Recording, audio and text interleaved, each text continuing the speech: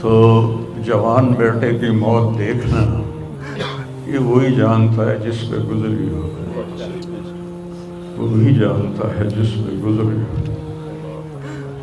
میرے مقدر میں تھا، میں نے ہمیشہ دعا مانگی، یا اللہ مجھے اولاد کا صدمہ نہ دکھانا، یہ ہمیں اٹھا کے لے جائیں، ہم انہیں نہ اٹھائیں۔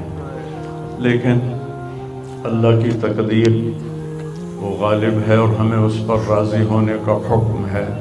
میرے نبی کی دعا ہے، اللہم انی اسألک الرضا بعد القضاء، یا اللہ تو اپنی تقدیر پر مجھے راضی کر دے۔ تو بالکل ہم راضی ہیں، میرے سارے خاندان والے راضی ہیں، لیکن جو ایک زخم لگا ہے وہ بہت گہرا ہے، وہ اتنی جلدی بھرے گا نہیں۔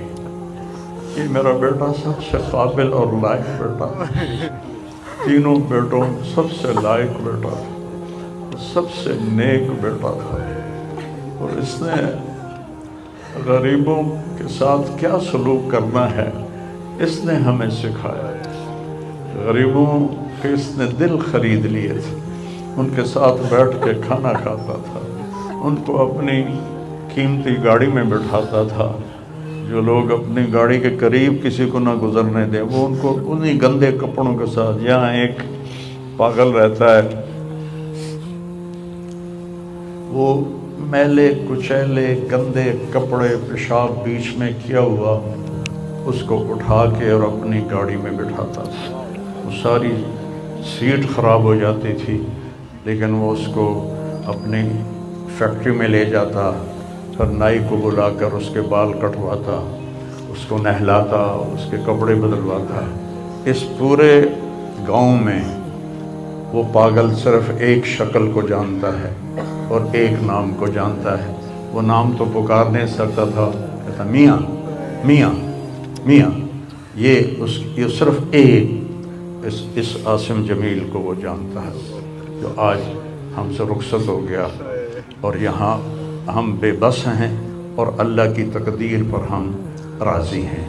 اور السعید من وعظ بغیرہ، موت سے اپنی موت کو یاد کرنا چاہیے کہ ایک دن میرے اوپر بھی یہ آئے گا اور میرا بھی سانس نکلے گا اور زندگی کا دھاگا ٹوٹے گا۔ یہ اس بچے نے وہ کام کیا علاقے میں جس کو میں اپنی تعریف نہ ہو جائے، یہ اللہ کی امانت تھی، اللہ نے اس کو اپنے پاس بلایا۔ لیکن بہت کم والدین کو ایسی اولاد ملتی ہے، بہت کم والدین کو ایسی اولاد ملتی ہے، اور اسے جوانی میں اللہ نے بلا لیا۔ میں راضی ہوں، میرا سارا خاندان بھی راضی ہے، لیکن یہ رونا تو میرے بس میں نہیں۔ اللہ اولاد کے صدمے سے سب کو بچائے، اللہ اولاد کے صدمے سے سب کو بچائے۔ تو چھوٹے چھوٹے غم کے قابل نہیں ہے، میرے اوپر تو بہت بڑا غم ہے۔ میں اللہ کا شکر گزار ہوں، اور یہ سارا مجمع دیکھ کے مجھے حوصلہ ہو گیا ہے کہ میرا بیٹا واقعی بہت نیک تھا، جس کے لیے اتنا مجمع اس کے لیے دعا کرنے آیا ہے۔ 40 آدمی جنازے میں ہوں اور میت کے لیے دعا کریں تو میرے نبی نے فرمایا اس کی بخشش ہو جاتی ہے۔ تو یہ تو ماشاءاللہ ہزاروں گنتی سے بھی باہر مجمع کھڑا ہوا ہے۔ میں آپ سب کا شکر گزار ہوں، اور میرے بھائی اس دن کی تیاری کر کے مرنا چاہیے۔ اگر اللہ راضی ہے تو اللہ کی قسم موت سے خوبصورت کوئی پیغام نہیں، موت سے خوبصورت کوئی پیغام نہیں، اور اگر اللہ ناراض ہے تو موت سے خوفناک کوئی پیغام نہیں ہے۔ اور یہ میرا بچہ یہ اللہ کی محبت میں ایسے تڑپتا تھا جیسے کسی کو کوئی زخم ہو جائے اور وہ تڑپتا ہے۔ اور ہم اللہ کو جانتے ہیں، مانتے ہیں، ہمارے احساس میں اللہ کا تعلق شامل نہیں، ہم عقلی طور پر مانتے ہیں۔ میری 52 سال زندگی اللہ کے راستے میں نیک لوگ، اولیاء کرام، علماء کرام کے ساتھ گزری۔ میں باپ ہونے کی وجہ سے نہیں کہہ رہا، میں آپ کو یقین سے کہہ رہا ہوں، جیسی تڑپ اس بچے میں اللہ کی محبت کی تھی میں نے کبھی نہیں دیکھی۔ یہ 2-2 گھنٹے مجھ سے بات کرتا تھا اور میں ایسے بیٹھ کے سنتا رہتا تھا۔ بولنے والا کب سنتا ہے کسی کی بات، لیکن یہ ان پڑھ بالکل ڈسلیکسیا کا مریض تھا، حروف کی پہچان نہیں تھی، تو اس لیے نہ یہ پڑھا، نہ دین کا کچھ پڑھا، نہ دنیا کا کچھ پڑھا، لیکن اللہ نے اس کو عقل، فہم اور اپنی محبت ایسی دی تھی کہ ہمیں محسوس ہوتا تھا کہ اس کے اندر اس محبت کی آگ ہے۔ اور اپنی ماں سے کہتا، ماں دعا کرنا میں مر جاؤں، میں اللہ سے ملنا چاہتا ہوں، میں اس گندی دنیا سے تنگ آ گیا ہوں۔ 30 سال کی عمر میں اس نے یہ کہنا شروع، میں جانا چاہتا ہوں، اگر اللہ مجھے کہے کہ تو نے رہنا ہے یا جانا ہے، 1 سیکنڈ میں کہوں گا مجھے تیرے پاس آنا ہے، مجھے تیری ملاقات کا شوق۔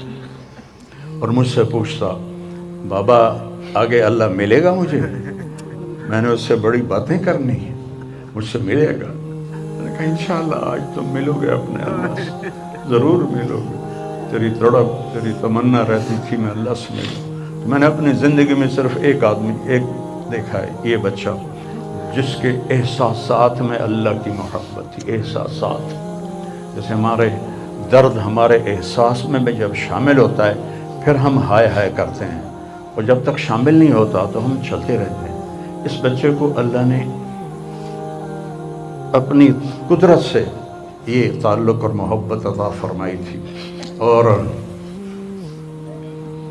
بس میں اور کیا تعریف کروں، میرا تو سینہ ویسے ہی زخمی ہے۔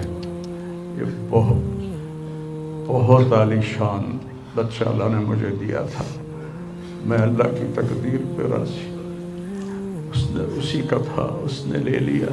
بھائیو، موت سے پہلے مرنے کی تیاری کر لو، آپس کی لڑائیاں چھوڑ دو، آپس کے جھگڑے چھوڑ دو، آپس کی نفرتیں چھوڑ دو۔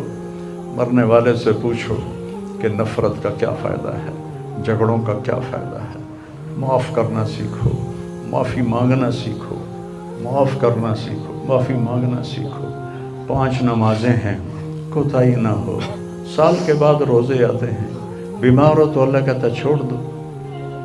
حج اور زکوٰۃ پیسے والوں پر ہے۔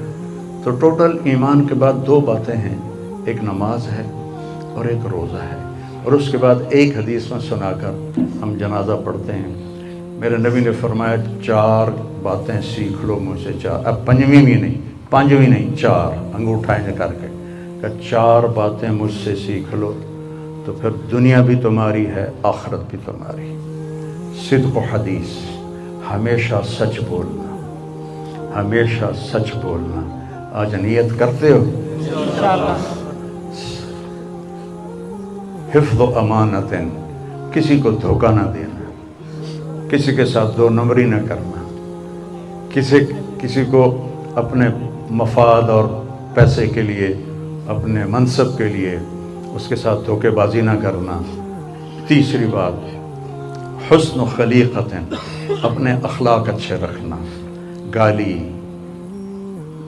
غیبت، الزام تراشیاں، جھگڑے، یہ چھوڑ کے اچھے اخلاق والے بن جاؤ۔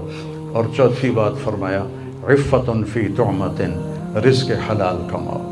اب سارے مجمع سے میری اپیل ہے، آج کے بعد نماز پکی کرنی ہے اور سچ بولنا ہے اور کسی کو دھوکہ نہیں دینا اور اپنے اخلاق اچھے کرنے ہیں، کسی کو گالی نہیں دینی، کسی کو بے عزت نہیں کرنا، اور رزق حلال کمانا ہے۔ تو انشاءاللہ میرے نبی کا وعدہ ہے، دنیا بھی تمہاری ہے، آخرت بھی تمہاری ہے۔ آؤ ہم اپنے بیٹے کو رخصت کریں۔ تکبیر میں